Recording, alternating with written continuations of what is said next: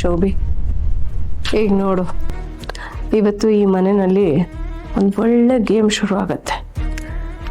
ಅವತ್ತು ತಾತ ಅಡ್ಮಿಟ್ ಆದಾಗ ಇದು ಇಂಟರ್ವಲ್ ಕ್ಲೈಮ್ಯಾಕ್ಸ್ ಅಂತ ಕೇಳಿದೆ ಅಲ್ವಾ ಅಮ್ಮ?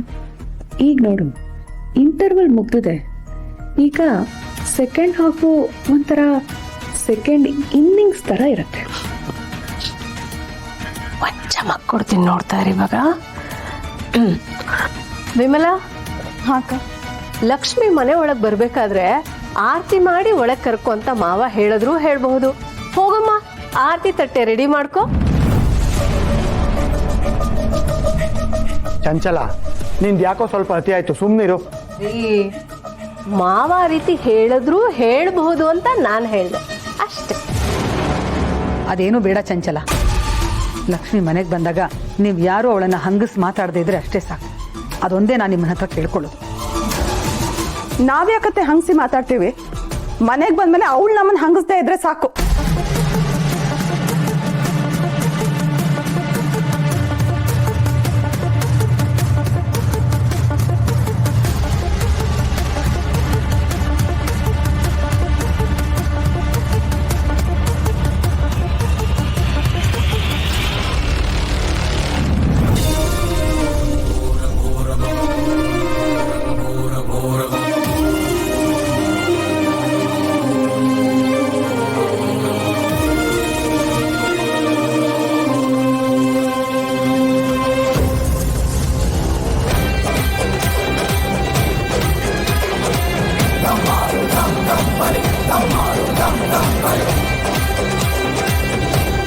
ನಿಮ್ಮಲ್ಲಿ ಯಾರಿಗೆ ಲಕ್ಷ್ಮಿ ಈ ಮನೇಲಿರೋದು ಇಷ್ಟ ಇದೆಯೋ ಇಷ್ಟ ಇಲ್ವೋ ಅನ್ನೋದು ನನಗೆ ಗೊತ್ತಿಲ್ಲ.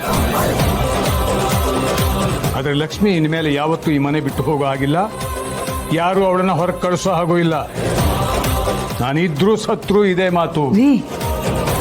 ಹೌದು ಸರೋಜ, ನಾನು ಸತ್ತ ಮೇಲೆ ಲಕ್ಷ್ಮಿಗೆ ಈ ಮನೇಲಿ ಜಾಗ ಇಲ್ಲ ಅಂತ ಹೇಳೋ ಹಾಗೆ ಇಲ್ಲ. ಇದು ಅವಳದ್ದು ಮನೆನೇ.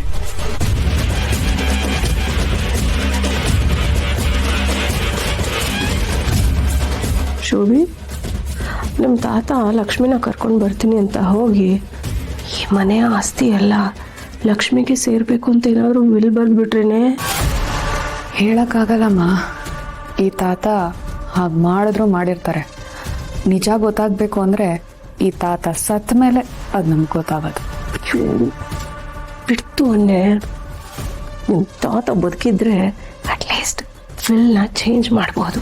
ಅವ್ರು ಗೊಟ್ಟಕ್ಕೆ ಅಂದ್ಬಿಟ್ರೆ ಈ ಆಸ್ತಿನೂ ಗೊಟ್ಟಕ್ಕಾಗ್ಬಿಡುತ್ತೆ.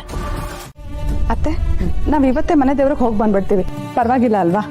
ಸತ್ಯನಾರಾಯಣ ಪೂಜೆಗೆ ನೀವಿರಲ್ಲ ಅನ್ನೋದೊಂದು ಬಿಟ್ರೆ ಬೇರೆ ಯಾವ ತೊಂದರೆನೂ ಇಲ್ಲ ವಿಮಲಾ.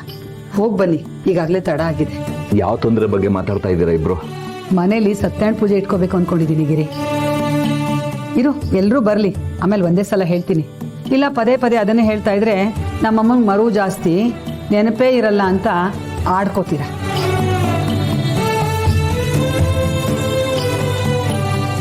ನಿಮಗ್ ವಯಸ್ಸಾಯ್ತು ಅಂತ ಯಾರು ಹೇಳಿದ್ರು ಅಜ್ಜಿ?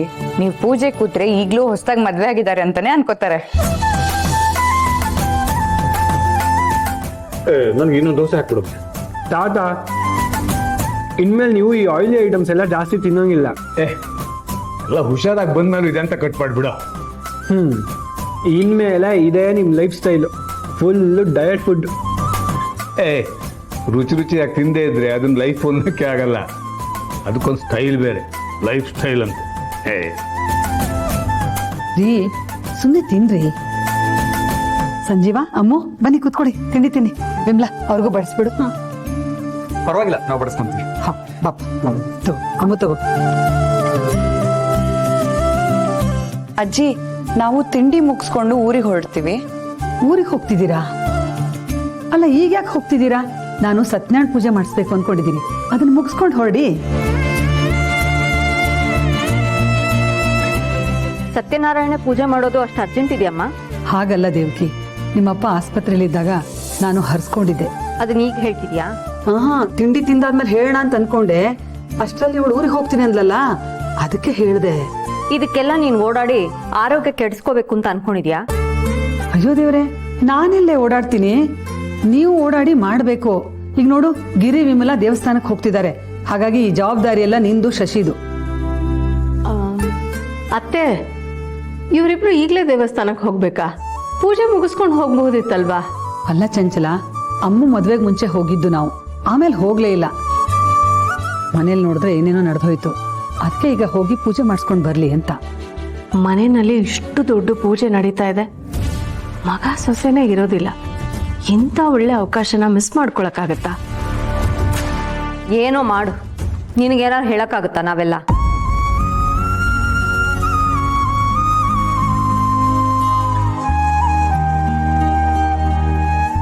ಆಯ್ತು ಬಿಡಮ್ಮ, ಮಾಡೋಣ.